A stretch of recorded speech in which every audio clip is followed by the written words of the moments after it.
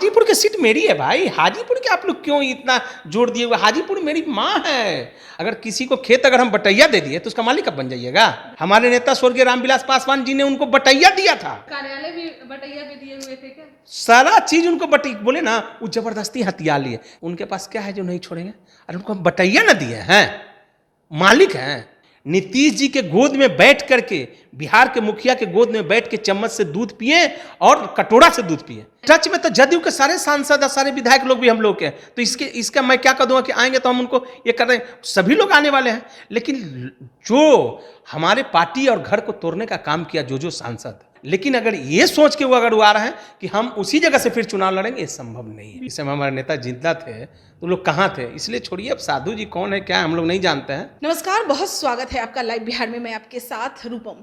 देखिए, मोदी के हनुमान कहे जाने वाले, अपने आप को खुद को हनुमान कहने वाले चिराग पासवान आज एनडीए के हो लिए, यानी कि एनडीए के अब वो साथ हो गए हैं। मीटिंग में भी वो जा रहे हैं।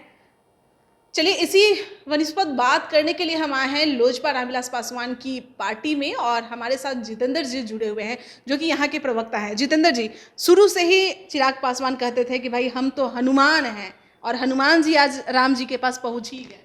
जी, ये तो पहले ही हमारे नेता चिराग पासवान जी ने बताया ही था आपको कि हम नरेंद्र मोदी जी के बहुत सम्मान करते हैं और इज्जत करते हैं, इसलिए कि उन्होंने मेरे साथ बुरे वक्त में हमको बहुत साथ दिया।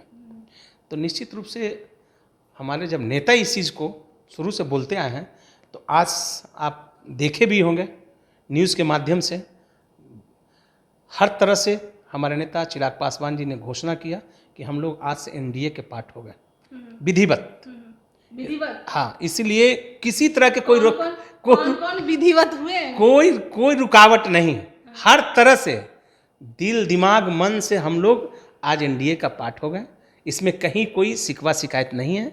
और हमारे हर एक चीज़ों को हमारे नेता चिराग पासवान जी ने हमेशा बोलते हैं कि हमको जनता की सेवा करना बहुत अच्छा लगता है और मेहनत करना। उस मेहनत से दिन रात चिराग पासवान जी लगे रहते थे, और उनकी मेहनत का आज देखा कि आज उसकी सराहना करते हुए अमित शाह जी और नरेंद्र मोदी जी आज बुला करके इनको अपने घर पे और स्वागत किया, और एनडीए के साथ रहने के लिए उन्होंने हमको निमंत्रण दिया। विधिवत में वो सीट भी है, हाजीपुर की सीट भी है। हाजीपुर की सीट मेरी है भाई। हाजीपुर के आप लोग क्यों इतना जोर दिए हुए? हाजीपुर मेरी माँ है। हमारे नेता स्वर्गीय रामविलास पासवान जी की वो माँ है। माँ को छोड़ना समझना है। पशुपति पारस कह रहे थे कि भाई वो पशुपति पारस कह रहे थे कि उनके भाई रामविलास पासवान जी खुद बोले थे हाजीपुर से ये करने के लिए। वो भी उनके लिए, अगर आप बटैया समझते हैं, बटैया समझते हैं, अगर किसी को खेत अगर हम बटैया दे दिए तो उसका मालिक कब बन जाइएगा? अरे हम अगर आपको खेत बटैया दे दिए तो मालिक बन जाइएगा। हमारे नेता स्वर्गीय रामविलास पासवान जी ने उनको बटैया दिया था जोतने बोने के लिए कि आप जोतो बो खाओ, लेकिन उन्होंने खाया नहीं, जोता भी नहीं अच्छा से। उन्होंने क्या किया कि सारा खेतों को उखाड़ने का काम कर दिया, हमारे घर और पार्टियों को तोड़ दिए, और सारे लोगों को ऐसे ये कर दिए कि जो आज जो जहल जो है ना परिवार के लोगों में भरने का काम किया। पूरा हो गया। हाँ, तो अब उनके पास नहीं रहा। हमने उनको खेत इसलिए दिया था कि अच्छा से आप जोतिए बोइए खाइए रहिए, लेकिन हम ले लेंगे क्या? मेरा है। स्वर्गीय रामविलास पासवान जी ने अपनी मेहनत कर करके एक एक चीजों को, जो आज तक के जनता के बीच आप जाइएगा, जब हाजीपुर जब आप जाएंगे तो आपके एक एक लोग आपको बताएंगे कि स्वर्गीय रामविलास पासवान जी ने क्या क्या हाजीपुर के लिए किया। कार्यालय भी बटैया पे दिए हुए थे क्या? सारा चीज उनको बोले ना, वो जबरदस्ती हथिया लिए। जैसे अगर किसी चीजों को आप अगर आप कब्जा कर लेते हैं तो कितना दिन तक कब्जा चलेगा? उन्होंने जबरदस्ती कब्जा किया, और उनका राज नहीं था। उन्होंने वैसे लोगों के साथ मिल करके, वैसे कुछ गलत लोगों के साथ नीतीश जी के गोद में बैठ करके, बिहार के मुखिया के गोद में बैठ के चम्मच से दूध पिए और कटोरा से दूध पिए, जिसके कारण आज इनकी स्थिति है। आज ये अब कहीं के नहीं है जो ये जो बोलते। ये भी तो बोल रहे हैं कि भाई हम हाजीपुर नहीं छोड़ने वाले हैं। एनडीए के पार्ट ये भी हैं, कह रहे हैं कि हम तो शुरू से ही एनडीए के साथ में हम कैसे। सुनिए ना, उनके पास क्या है जो नहीं छोड़ेंगे? अरे उनको हम बटैया ना दिए हैं, मालिक हैं। मालिक हमारे नेता चिराग पासवान जी हैं उस चीज का।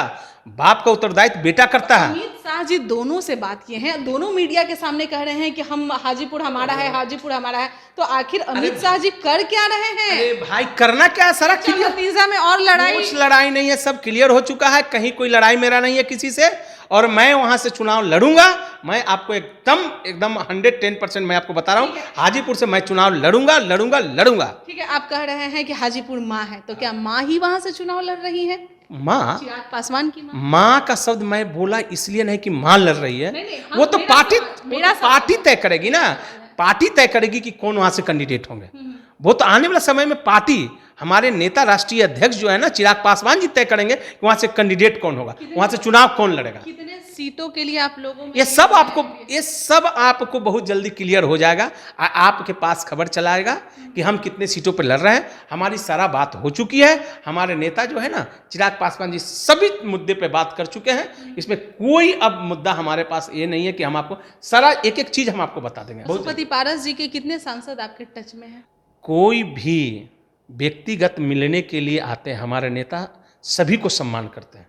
चिराग पासवान जी हमेशा सबका सम्मान करने का काम किया। तो आपके पार्टी की तरफ से कई बार ऐसा कहा जा रहा है कि कई लोग जो हैं वो टच में हैं, हमारे यहाँ आते रहते हैं, वो छोड़ के कभी भी आ सकते हैं। टच में तो जदयू के सारे सांसद और सारे विधायक लोग भी हम लोग के हैं। तो इसका मैं क्या कर दूंगा कि आएंगे तो हम उनको ये कर रहे हैं, सभी लोग आने वाले हैं। लेकिन जो हमारे पार्टी और घर को तोड़ने का काम किया जो सांसद, उस सांसदों को आना मेरे यहाँ मैं स्वागत करता हूं। लेकिन अगर ये सोच के वो आ रहे हैं कि हम उसी जगह से फिर चुनाव लड़ेंगे, ये संभव नहीं है। बीना देवी लगातार आप लोग, अरे भैया कौन नहीं आते हैं, सब आते हैं। मैं क्या क्या आपको नाम बताऊं, सारे लोग आते हैं, सारे लोग आ रहे हैं। इसलिए कि नाम बताइए। नाम मैं नहीं बता सकता हूं ना, मैं वैसे लोगों का नाम नहीं बता सकता हूं जो घर और परिवार को तोड़ा।